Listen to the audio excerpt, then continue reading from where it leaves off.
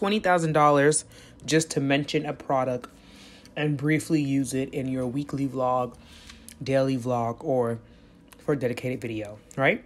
That's how much money some YouTubers and YouTubers who are Black are charging companies, brands, you name it, to feature their products in their videos. And I'm talking about a brief feature, maybe 2 to 3 minutes, maybe up to 5 minutes, but it's really no more than a 5-minute integration into the video, right?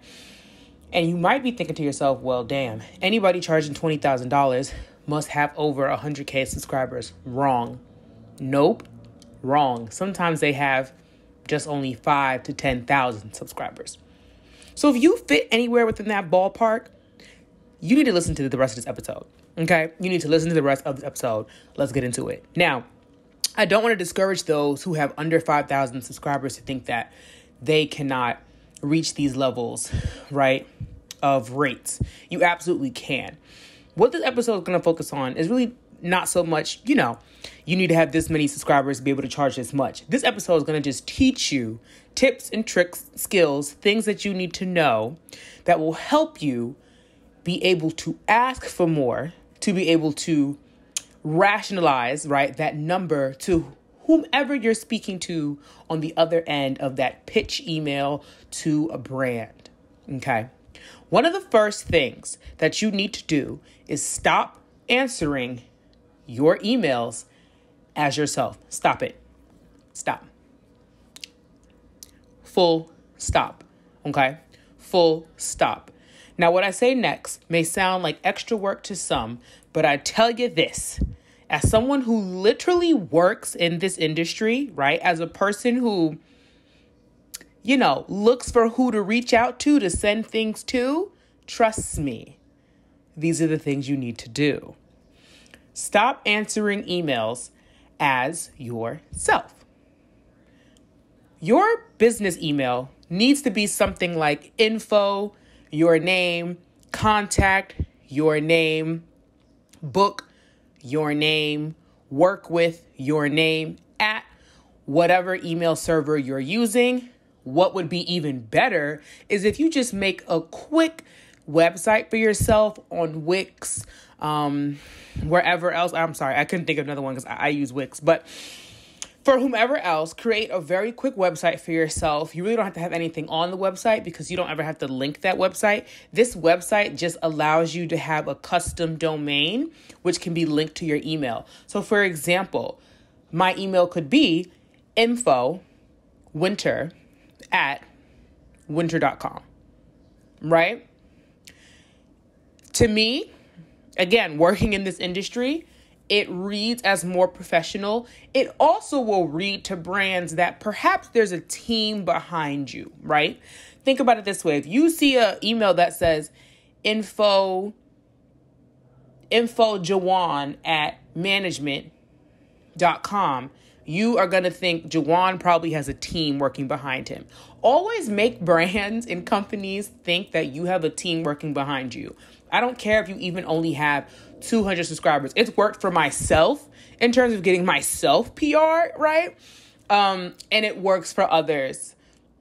And trust me, a lot of the times, people who are responding like they have a team, because I do it for people. I be their team, right? There is nobody else. There is just that person, the creator themselves, or the creator, maybe one other person. But that's the first thing you need to do. Stop responding to emails as yourself. Make sure that your email that you have linked to all your social media platforms is a business email. So it shouldn't be Rebecca Boo 95 bubblegum gumdrops. There's nothing wrong with that. But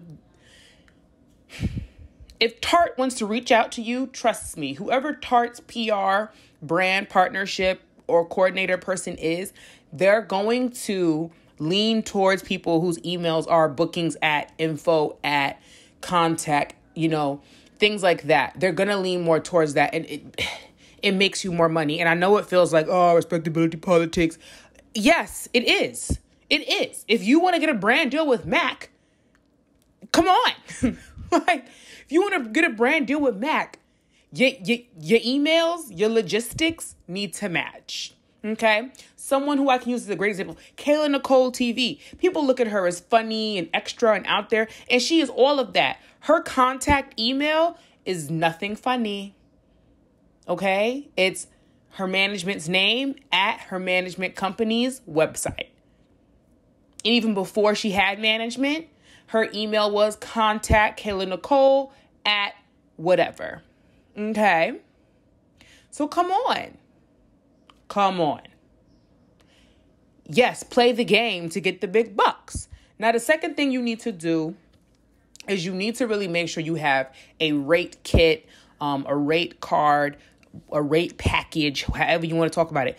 What you need is you need something that is a simple file. Okay, companies and brands don't want no long. They're going to send you long emails, but that's because they have to give you briefs and things like that.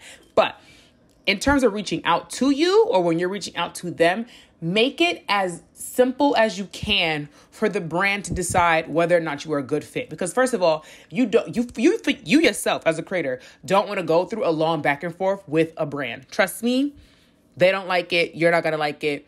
And it's not going to lead to as many partnerships as you would desire. Make it simple. Have a rate sheet, have a brand kit, whatever, and state your numbers. My general rule of thumb is,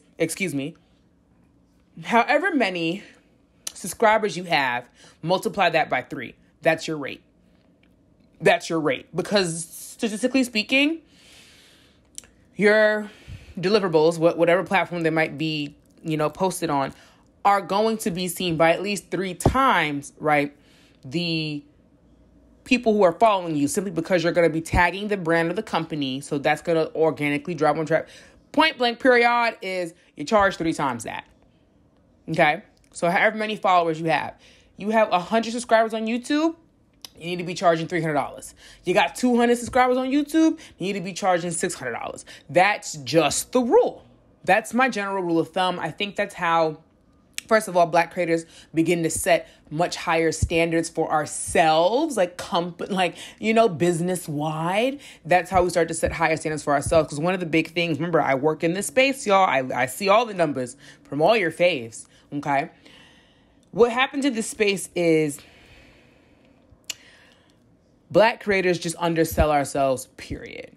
It's not about, it is about, yes, non-Black creators getting more simply because they are non-Black, but also they will, working in this space is so interesting. They oversell themselves.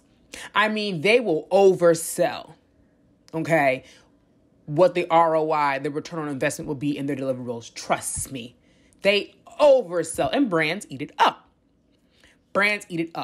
We all know that Black people, for the most part, Black people, period, set the standard for every and any industry. I don't care. So always be sure you're charging 3 times the amount of subscribers that you have. Now, here's where the rule of thumb, and make sure you have a rate kit. That's the second thing you need to do. Now, y'all saying, okay, but what happens when I have 100,000 subscribers? I'm going to be asking brands $30,000. No, you're not, because brands are not really going to pay you $300,000, except if it's a huge, contract. Say it's a long-term contract. I've seen these deals. You definitely can get into $100,000 deals, but that's something, that usually comes with huge campaigns. You're probably working with the company for at least 6 months. It's at least 6 months. It's a long form contract. You probably can only exclusively use or talk about their products. That's something completely different. But when we're talking about more one-off things, I'm talking about, just getting integrated ads, because I think that's a really smart play for a lot of YouTubers, especially more up-and-coming YouTubers. Consider doing more integrated ad services in your channel.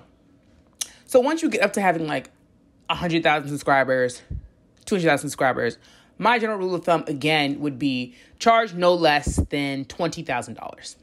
No less. And then you will adjust that number based on the deliverables that they're asking for. But charge no less than that. Now, when you get to being 500,000 subscribers, 1 million, 2 million, you charge no less than $30,000 to $40,000. You charge no less. And once again, you adjust that number for the deliverables they are requiring.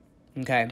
I'm telling y'all, please really trust me with this information, because I work in this space, and I see the numbers that we are requesting as compensation.